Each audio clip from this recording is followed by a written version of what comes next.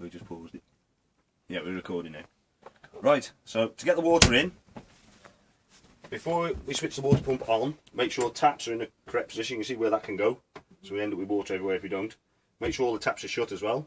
Same with your bathroom, make sure they're all shut. Then we can switch the water pump on by pressing that button there. Okay, when we first start up, you'll hear that noise. What that is a warning to say your freshwater tank's empty. If you're not going to use that freshwater tank, it'll still beep for a few seconds, then it'll shut itself off. Yeah. Okay, but we're not using the freshwater tank at the moment. So to get water in, open the tap. Obviously, as long as you've got a full Akerol outside and your pipes plugged in, you get water to come out. Obviously, I have primed it slightly. Obviously, there's still a bit of air in the system. So the priority of what we're doing now is getting the air out of the system. Okay, if it's spluttering away, there's still air in there. Once you get a solid stream, you know you've got the air out. To fill the hot water tank, turn the tap to the hot side. Again, open it up. We're looking obviously to get the hot water tank filled and get the air out of it. I don't know if you can see that. I don't know if you can see any steam or not. But yeah. Okay, so once we've got a solid stream like that, we know we've got a full hot water tank. Okay, we do that with all the taps, so we make sure we get all the air out of the system. Because what happens if you don't, the pump works off a pressurised part of the system. If you've got air in there, obviously it can run a lot longer because it's trying to compress air. If it's got water in it, it'll stop a lot quicker. Okay, so if it's running and running and running, the likelihood either you've got a leak or there's still a lot of air in the system. Okay, we've got water in now. You happy with that bit? Yeah. Good. Right, next one is heating the water and the room, which is this control panel here. If anything's going to be the complicated side of it is this one. Okay. Right, I'll just switch it off. Right, that's the system off. Okay, to switch it on, press on twice. You see the on's flashing out. Then we press the arrow button left or right to whichever things we need to set or change. Okay, running across the top. First one there, difficult to tell what it actually means, but it's actually a thermometer, so that's your room temperature. Okay, so if that's flashing, we can go up or down. So that's the room temperature we're now setting. Okay, we'll go to a maximum of 30 degrees or minimum of 5 degrees. Okay, so you can't physically switch the heating off as such. All you need to do is just bring the temperature below the room temperature. Yeah. Okay, which switches it off. See that little icon there, little arrows circling? That's the actual circulation pump for your heating. Okay, so if that's there, that means your heating's on. If I bring that below the room temperature now, you'll see that. Are we up to 19? No, a bit lower. There we go. You'll see it go clunk then as well. So that's it, heating actually off now because I've brought the temperature below the room temperature. Okay. Next one. I'll just bring that back up again and get that pump running. There we go. The next one, this is water boost. So once you get this system switched on, you don't actually switch the water heating on. It does it automatically. This one here, which is you see a little tap icon, that is a water boost. Okay, what that does is it boosts the heating of the water for about 30 minutes, then it will automatically switch itself off after that. So it's just a boost to heat that bit of extra water. So you've already got water heating running, but if you switch that on, what it does, I don't know if you hear that go clunk again, it switch the heating off, so it's concentrating all the heating on the hot water now. So the room has been switched off. It's all heating. If you're having a shower or something. Yeah. So if you want that extra hot water, that's what you need to do. Okay. So if I switch it back off again, it allows the heating to come back on again. Okay. I'll take the temperature back down again because otherwise you end up like an oven. Okay. Next icon along, little flame. That's the gas. Okay. So if you want to switch the gas on or off, choose obviously with that icon's flashing off. That's the gas off. Or gas on. And also the next one along is electric. So with this one you've got maximum of 2 kilowatts, you've got 1 kilowatt, or we go off. Okay? For heating? Yeah, for heating and hot water. So you can use 1 kilowatt? Yeah, 1 kilowatt, 2 kilowatt, or we can use electric and gas at the same time. Okay? In winter you may find that you may need to run it on both. On 2 kilowatts on its own, you probably struggle, because if you imagine you're trying to heat up water and the room at the same time, when you first arrive, you're obviously going to have cold water in a cold room. Yeah. So it's probably going to struggle to get up to the temperature you want it on 2 kilowatts, so you may need to just fire it up on gas at the same time. What it will do Once it gets up to temperature, it'll shut the gas side of it down, so it'll continue to run on the 2 kilowatts. If someone like myself leaves the door wide open and a big blast of cold air comes in, or obviously you use the hot water at the tank, obviously a considerable drop in temperature, the gas will kick in and it'll boost it back up to the right temperature. Okay? Yep. Happy with that bit? So when you finish the cabin, you're going to move it then? Yeah. So You switch it off. you just Yeah. on that top part where you press on. No, off. There's an off button, isn't there? So if you Yeah. just press that and turn it off. No. To switch it off, well, you've got to go right back to where it says on. Yeah. Right, so on's flashing, off, Yeah. and then arrow left. Switches Okay. the And system that's on. everything off. Then. Yeah, that's it. Yeah. Okay. So to switch it on twice, you just move you can move the arrow across to whichever setting you want it to put it at. Yeah. Okay. And if that little icon is flashing, that's the one you're changing. Okay. Yeah. I bring it back to on now. Now just press the arrow left. That now showing what's up and running. So haven't got the heating going. Obviously it's below the temperature. You've got the gas and electric on, and that little plug there is electric is connected to it as well.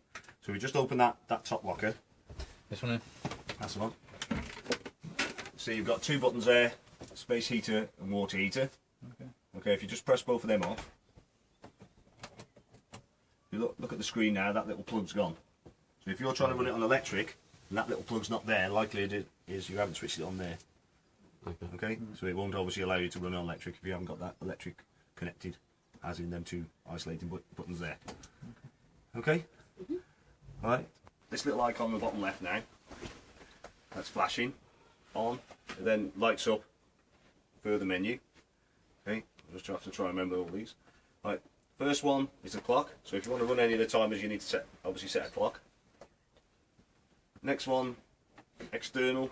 What that is, with this system you can get an added on thing, which you can actually use your phone to actually operate the heating system. Obviously this hasn't got it connected, but it hasn't got it fitted.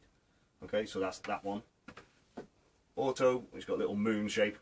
What that does is a reduced temperature for, normally it's night time, so if you wanted to do a reduced temperature on a timer, you can put it on that one. Next one, auto on, that's a 24-hour timer. Okay, or what is called a delayed timer. So what you can do, say you're on a seasonal pitch, you're leaving today, you're going to come back on Friday. So what you can do is set it to come on Friday at say 4 o'clock or an hour or so before you arrive. What it'll do then, it'll obviously come on at that particular time. It'll run for 24 hours, then it will switch itself off unless you've switched it off. Okay, in 7 days' time, if you haven't switched it off, it will do exactly the same. So it'll just keep repeating that. Okay, amps. What you can do is reduce the amount of amps that the boiler uses. Probably something you don't really need to do, but I don't know if you're aware that the bollards on site, some of them are slightly give you less amps than others. Okay, if you go caravan club, camping caravan club, they tend to give you a 16 amp, whereas some can be a lot less, or even on the continent even less, even further less than that. What you can do is reduce the ampage on the boiler that the boiler actually uses, or all you can do is just reduce your kilowatts you're using in gas, rather than trying to mess around with there, trying to change. That would turn off on a particular moment. Okay, and there's even further menu, as if there wasn't enough. Offset, obviously this runs off thermostat. As I said, if obviously you can't switch the heating off, all you do is bring the temperature below what the room temperature says. If the room temperature on there shows 30 degrees, that's the maximum that it can operate at. It's not going to allow it to come on. So if you imagine it's a lot colder in here than it says there, you can calibrate it by using that. That one is pump, so the circulation pump for the heating. There are different settings for that. Service, that's for the service guys to set up the pump and set up the temperatures in the boiler. Sound off. Every time I press these buttons, you can make a beep if you wanted it to. Obviously, it's switched off at the moment, and that's another pump as well. So there's options on the circulation pumps. You can have it on continuous. At the moment, it's thermostatically controlled, so obviously it shuts off when it gets up to the required temperature. You can have it continuous. The only thing with continuous is obviously that it can take the heat out of the boiler if it's trying to heat the room all the time. And Legionnaire's disease, obviously you can get bugs in the hot water tank. So what you can do with that one, you switch that on. If you switch that on, it will, as long as your clock is set, it will come on around about 2 o'clock in the morning. boost the heat in the water and kill off any bugs that are in there. If you wanted to do that, the water boost one, it does exactly the same, and that's it. Okay.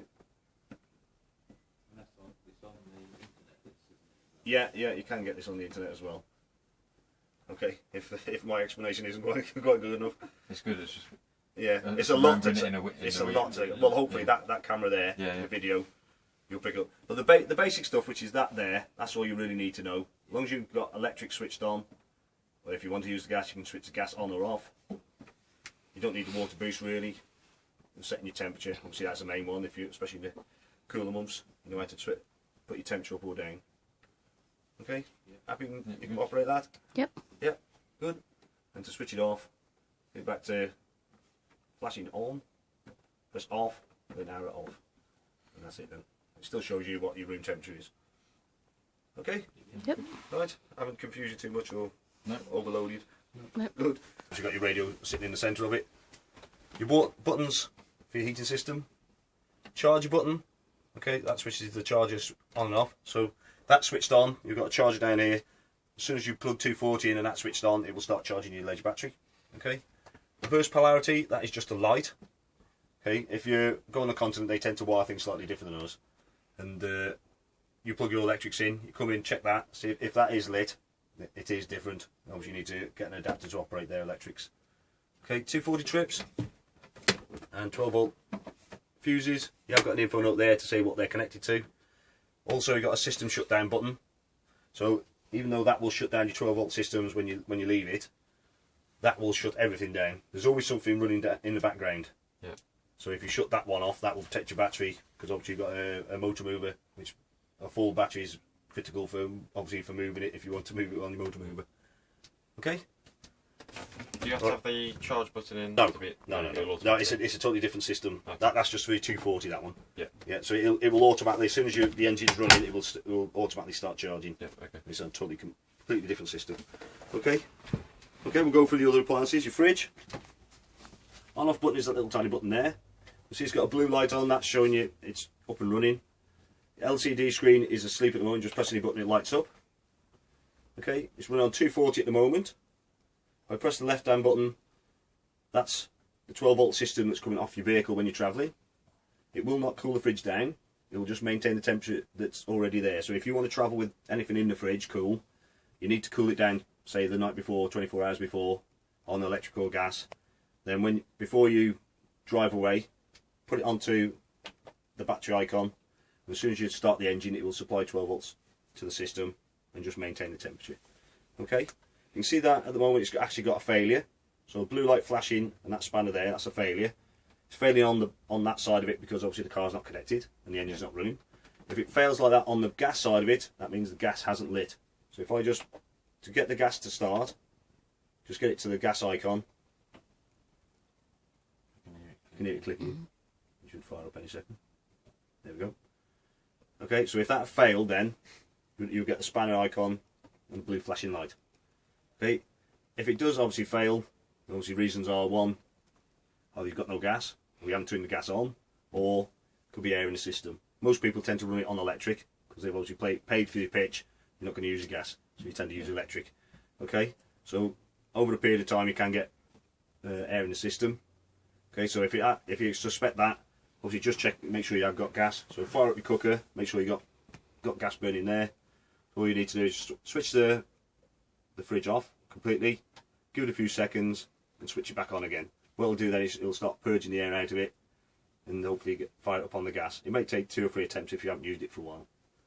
Okay. On the right hand side is your temperature range. So all 5 bars lit, that's the coldest this fridge is going to be. So 2 or 3 is probably around about the temperature you want it. It all depends on the temperature outside. It's really hot outside, obviously it needs to work harder. To open the fridge, just pull that lever. Inside the handle there's a little tab there. So when you're not using it, it's in storage. You pop that there, it allows the air to circulate around it to obviously stop it getting mouldy. Okay. It's also got a memory on this as well. So if I switch that off, and you switch it back on again, it will remember what it was operating on last time. So it does a quick check to see what it was running on, and it should connect to electric. Obviously, as long as electric is connected on the outside, it will operate on that Same with the gas, same with the battery. So if you've had